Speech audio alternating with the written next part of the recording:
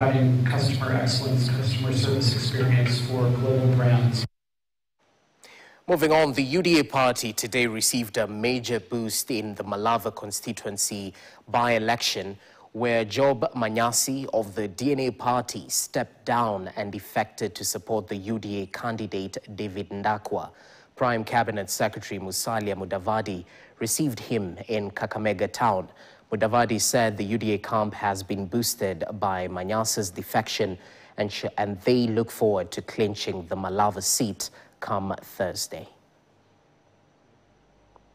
Amefikiria, amejadiliana na wafuasi wake, amejadiliana na jamii yake akiwemo mke wake, na amefika kwa uamuzi wa kusema kwamba tutafanya kazi pamoja.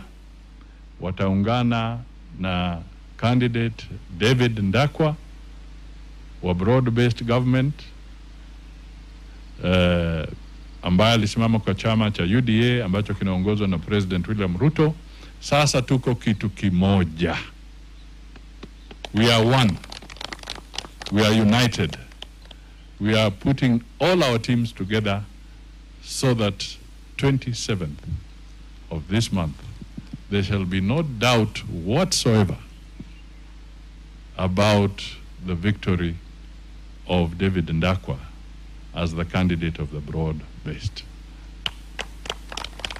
Nataka nimshukuru kwa niaba ya hao viongozi wote Manyasi na timu yake, because they have shown a lot of solidarity, a lot of determination and a lot of goodwill for the people of Malava.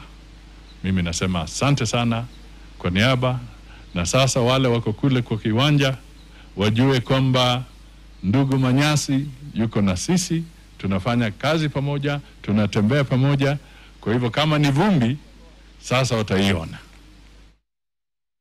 Well, we'll keep you updated on how the final stretch of